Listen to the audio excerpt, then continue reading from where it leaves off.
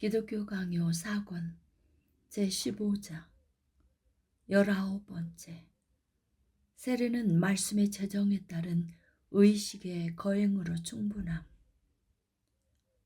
나의 말이 그릇되지 않다면 성례의 힘, 값, 유용함, 목적이 이제 분명해졌다. 외적 징표에 관한 한 그리스도가 세우신 진정한 제도로 인해서 사람들의 무모함이 올바른 수준에서 제한되기를 나는 바란다. 마치 그리스도의 명령에 따라서 물로 세례를 받는 것이 경멸거리가 되기라도 하듯이 여기면서 축복이라기보다 주문이라고 해야 할 것을 고안해서 물의 진정한 성별을 더럽힌 자들이 있었다. 그들은 이렇게 한 후에 기름과 함께 촛불을 더했다. 그들은 숨을 훅 불어내쉬는 것이 세례의 문을 여는 것이라고 여겼다.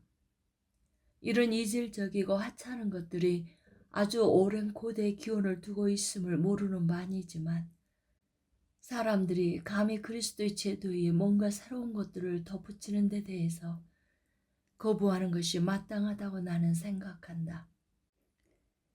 사탄은 복음의 기원에 관계된 것들에 있어서조차 자기의 여러 기반이 어리석은 불신에 젖어 있는 세상에 별탈 없이 받아들여지는 것을 보았기 때문에 더 한층 야비한 조롱들을 거침없이 내쏟았고 침을 뱉는 것과 기타 값싼 허식들을 공공연히 도입해서 세례를 모욕하는 곱비 풀린 방자함을 보였다. 우리는 이러한 것들을 반면교사 삼아서 한번 그리스도의 권위에 만족하는 것보다 더 좋고 더 바람직한 것은 어디에도 없다는 사실을 배우도록 하자. 단순한 사람들의 눈을 현란하게 만들고 마음을 마비시키는 극장의 치장거리와 같은 것들을 모두 걷어낸다면 세례가 훨씬 더 좋아지지 않겠는가?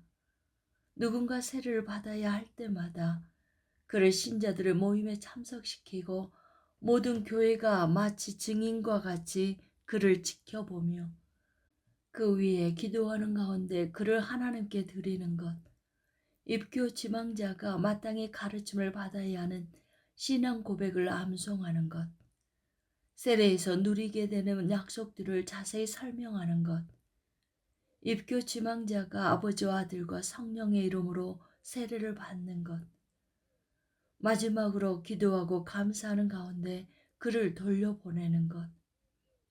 이 모든 것이 행해진다면 아무것도 빠진 것이 없으니 본체에 이르는데 충분하지 않겠는가.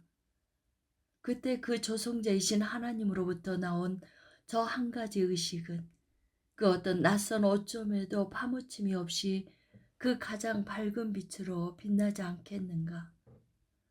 이 외에 세례받는 사람 전체를 물에 잠기도록 해야 하는지, 3번 그렇게 해야 하는지, 한 번만 그렇게 하면 되는지, 아니면 부어놓은 물로 세례받은 사람 위에 뿌리기만 하면 되는지, 이런 세부적인 것들은 문제 삼을 필요가 전혀 없다.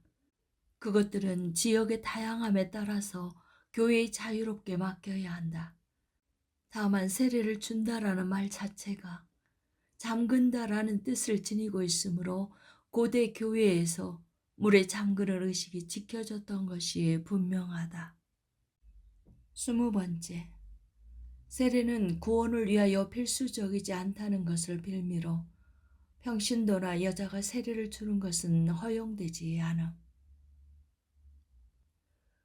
이와 관련하여 또한 우리는 사람들이 사적으로 세례를 거행하는 것이 그릇됨을 알아야 한다.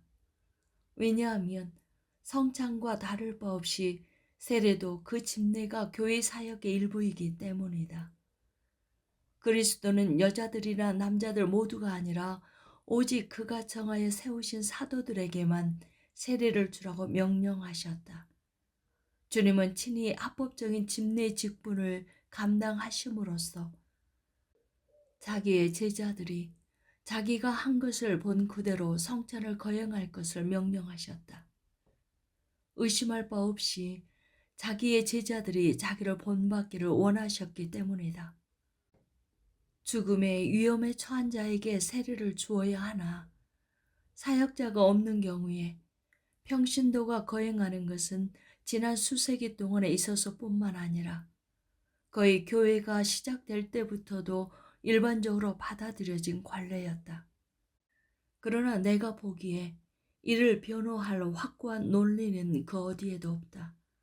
심지어 이러한 관습을 따랐거나 용인했던 고대의 저술가들조차도 그렇게 하는 것이 옳은지 그른지에 대해서 확신할 수 없었다. 아우구스티누스는 이러한 의구심을 다음과 같이 보여준다. 비록 평신도가 필요에 부응하기 위하여 세례를 줄 수밖에 없다고 하더라도 그것이 반복되어야 한다고 말하는 것이 과연 모든 사람의 경건한 입장에 부합하는지 나는 알 수 없다. 만약 평신도가 필히 요구되지도 않는데 세례를 준다면 이는 다른 사람의 직무를 강탈하는 것이 될 것이다. 만약 그것이 필히 요구된다면 이는 전혀 죄가 아니거나 용서할 만한 가벼운 죄행에 불과할 것이다. 카르타고 회의에서는 여자들은 누구나 할 것 없이 세례를 줄 엄두도 내서는 안 된다는 교령이 확정되었다. 그러나 당신은 병든 자가 세례를 받지 않고 죽으면 중생의 은혜를 빼앗길 위험이 있을 것이라고 말할 것이다. 결코 그렇지 않다. 하나님은 자기가 우리의 하나님과 우리의 후손의 하나님이 되실 것이라고 약속하실 때 우리의 아이들을 그들이 태어나기도 전에 자기 자녀로 삼으신다고 선언하신다. 그들의 구원이 이 말씀에 담겨 있다. 그 누구도 감히 하나님의 약속이 그 자체로 충분한 효과가 있다는 사실을 부인할 정도로 무례하지는 않을 것이다. 세례가 구원을 위하여 필수적이라는 교리가 그릇된 해석과 더불어 얼마나 많은 해를 야기하는지에 대해서 주의를 기울이는 사람은 거의 없다. 물로 세례를 받지 않으면 모든 사람이 파멸에 이르고 말 것이라는 편견이 압도하는 곳에 살고 있다면 우리의 처지는 고대의 하나님의 백성의 처지보다 더 못하게 될 것이다. 이 경우 흡사 하나님의 은혜가 율법 아래에 있을 때보다 더 제한되는 것처럼 보일 것이다. 하나님은 그리스도가 약속을 성취하러 오신 것이 아니라 폐하려고 오신 것이라고 생각하게 될 것이다. 옛날에는 할례를 받는 생후 8일째가 되는 날, 이전에도 그 자체로 구원을 주는 데 효과가 있었던 하나님의 약속이 이제는 표징에 도움이 없으면 언제든 아무 효과도 없는 것처럼 여겨지게 될 것이다. 21번째. 여자들이 세례 주는 방자함을 예외 없이 부인함. 아우구스티누스가 태어나기 전의 관습은 우선 테르툴리아누스로부터 유추된다. 테르툴리아누스는 여자는 교회에서 말하는 것이 허용되지 않으며 또한 가르치는 것이나 세례를 주는 것이나 제사를 드리는 일이 허용되지 않는다는 입장을 견지했다. 그리하여 여자가 제사장 직분은 말할 것도 없고 그 어떤 남자의 직분에 대해서도 자기의 자리를 주장하지 못하게끔 했다. 여자가 세례를 주는 방자함을 허용한 마르키온을 책망하였던 에피파니오스 역시 이 사안에 대한 믿을 만한 증인이다. 나는 우리와 달리 생각하는 사람들이 이에 대해서 어떻게 대답하는지를 잘 안다. 그들은 일반적인 용법과 급박한 필요를 채우기 위한 비상적인 처방은 서로 다르다고 주장한다. 그러나 에피파니아누스가 여자들에게 세례를 주는 방자함을 허용하는 것을 조롱하고 이에 대한 어떤 예외도 인정하지 않는다고 선언하고 있음을 볼 때 그가 이러한 부패한 관습을 어떤 구실 아래에서도 변명할 여지가 없는 것으로 여기고 있음이 확실하다. 또한 그의 책 제3권에서 그것이 심지어 그리스도의 거룩한 어머니에게도 허용되지 않았음을 가르치면서 전혀 이에 대한 유보적 언급을 덧붙이지 않고 있다. 22번째, 십보라가 자기 아들에게 할례를 행한 것은 여자가 세례를 주는 것과는 무관함. 우리의 맞서는 자들은 십보라의 예를 부적절하게 인용하면서 그녀가 돌을 들어 그녀의 아들들에게 할례를 행한 후에 여호와의 사자가 진정했다는 사실을 들어서 그들은 그녀의 행위가 하나님에 의해서 받아들여졌다고 잘못된 추론을 한다. 그렇지 않다고 한다면 하나님은 아수르에서 옮겨온 민족들에 의해서 수립된 예배도 기뻐하셨다고 말해야 할 것이다. 그러나 우리는 다른 많은 이유들을 들어서 저 어리석은 여자가 했던 일을 마음에 두고 흉내를 낸 사람들이 얼마나 미련했는지를 증명할 수 있다.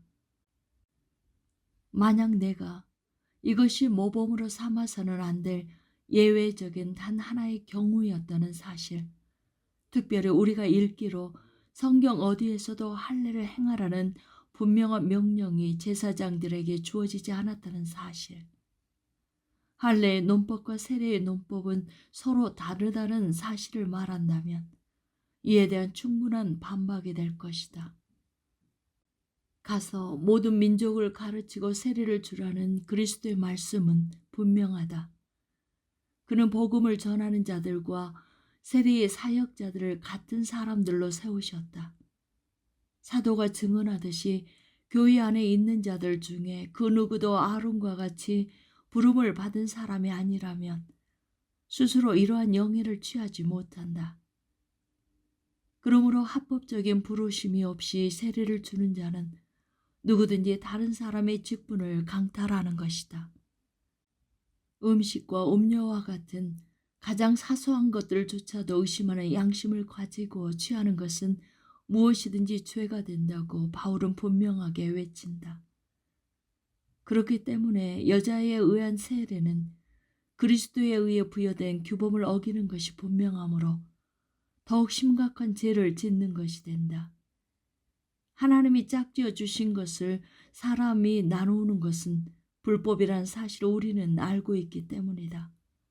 그러나 나는 이 모든 것을 논의해서 제외시키고자 한다.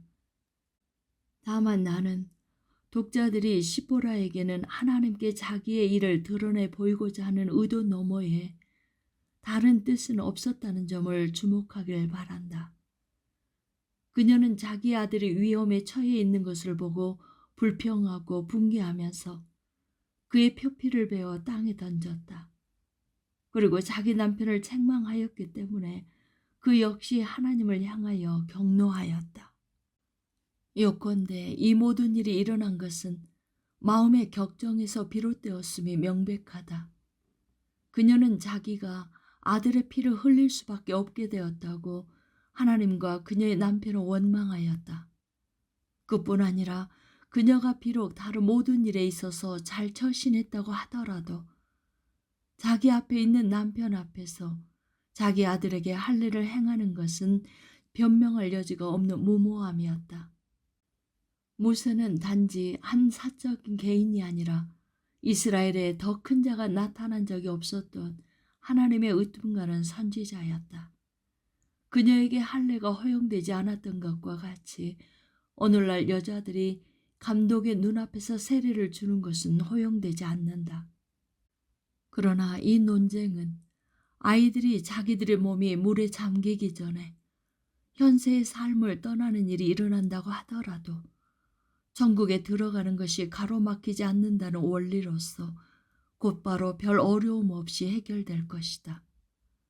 우리가 이미 보았듯이 만약 하나님의 언약을 그 자체로는 경고하고 설 수 없는 것처럼 여겨서 이 원리에 동의하지 않는다면 우리는 심각한 불의를 범하게 될 것이다. 하나님의 언약의 효과는 세례나 다른 어떤 부가물에 의지하지 않기 때문이다. 이후에 인장 같은 것이 성내에 덧붙여진 것은 하나님의 약속에 마치 그 자체로는 작용을 할 수 없는 듯이 여겨서 효력을 부여하기 위한 것이 아니라 단지 우리에게 그 약속을 확정하기 위해서이다.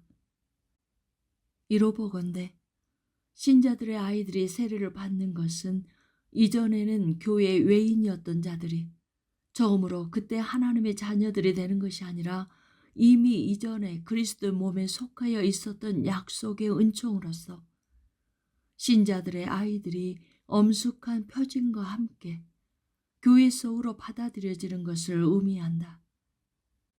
따라서 서로 그 표징을 빠뜨리더라도 그것이 그 어떤 나태함이나 경멸이나 무관심에 기인하는 것도 아니라면 우리는 모든 위험으로부터 안전하다. 이러함으로 우리에게는 하나님의 규례의 경의를 표하는 것, 즉 오직 주님이 지정하는 자들로부터만 성례를 받기를 간청하는 것이 더욱 거룩하다. 우리가 그것들을 교회로부터 받지 못할 때에도 하나님의 은혜는 그것들의 매인 것이 아니므로 우리는 그것을 주님의 말씀으로부터 믿음으로써 얻게 될 것이다.